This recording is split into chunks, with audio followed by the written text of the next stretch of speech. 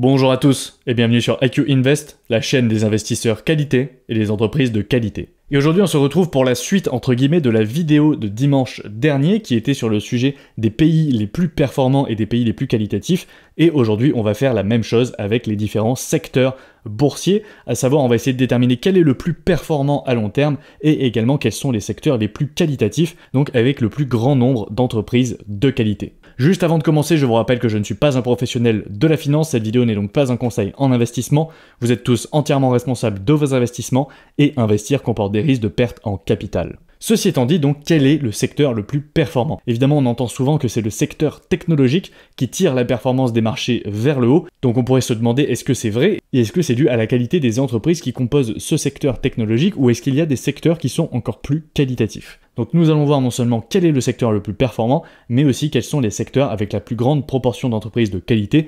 Donc surtout, restez bien jusqu'à la fin de la vidéo pour voir le tableau récapitulatif. Premier point, donc si on commence par comparer les performances, là aussi, comme pour les pays, ça va dépendre du point d'entrée. Vous voyez ici par exemple que sur l'année 2020, on a la consommation discrétionnaire qui est en première, suivie de la tech aux États-Unis. Maintenant, si on regarde ici, je vous ai mis quelques petits graphiques, notamment celui de gauche, qui récap un peu le poids de chaque secteur sur les marchés boursiers. Vous voyez par exemple qu'au début du 19e siècle, on avait surtout de la finance et des transports, et que depuis, par exemple, on a beaucoup de secteurs qui ont émergé, comme la santé ou encore la tech. Également, vous voyez à droite un petit récap du poids de chaque secteur en 1900 versus le poids de chaque secteur en 2018. Vous voyez qu'en 1900, c'était le secteur des transports le plus représenté, donc avec tout ce qui était compagnie de chemin de fer, et qu'en 2018, c'est le secteur de la finance avec 19% suivi des communications avec 14%. Au niveau des performances maintenant, si on continue, ici on a un graphique un peu plus intéressant sur une plus longue période de temps. Donc ça c'est uniquement pour le S&P 500, donc ce sont les différents secteurs du S&P 500. Et on voit que celui qui arrive toujours en tête, c'est toujours la consommation discrétionnaire, mais suivi de très près par la tech. Et ensuite on retrouve tous les autres secteurs qui sont beaucoup plus bas.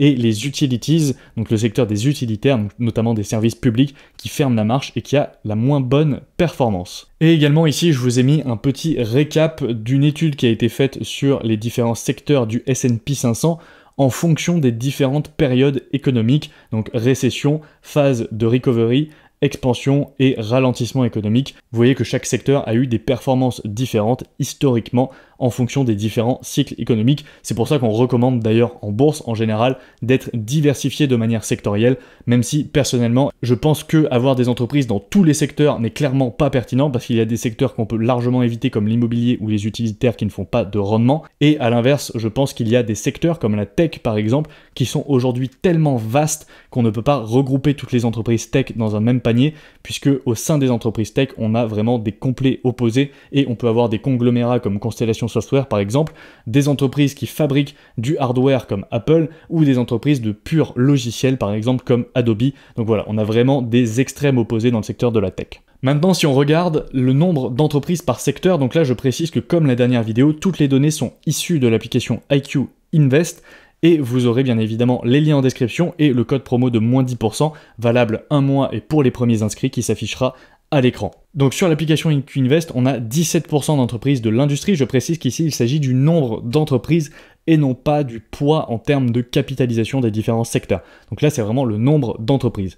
Donc 17% dans le secteur de l'industrie, 15% dans le secteur de la finance, 12% en tech, 11% en consommation discrétionnaire, 9% en matériaux, 8% en santé, 6% en conso courante, 6% en immobilier, 4% en communication, 4% en énergie et 4% dans les utilitaires. Si on regarde le tableau comparatif, vous voyez ici dans la colonne totale le nombre exact d'entreprises qu'il y a dans chaque secteur, en sachant que sur l'application IQ Invest, il y a 8636 entreprises, toutes de plus de 1 milliard de dollars de capitalisation boursière. C'est un point qui est important, il n'y a pas sur l'application les entreprises de moins de 1 milliard de capitalisation boursière. Juste avant de passer à la suite, je vous rappelle que vous trouverez sur le site www.iq-invest.fr toutes les ressources que je mets à votre disposition avec entre autres les liens à l'application IQ Invest, des entretiens individuels, des liens de parrainage pour des PEA ou des comptes titres, la bibliothèque de l'investisseur et vous retrouverez aussi le podcast Le CAF Rentable sur YouTube et les principales plateformes de podcast avec Jean de la chaîne J'invest tous les lundis matins à 8h. Et maintenant, si on regarde un peu le poids des entreprises de qualité par secteur, donc là on prend le total des entreprises de qualité, à savoir il y en a 732 sur l'application, donc une entreprise de qualité c'est une entreprise qui a une note quantitative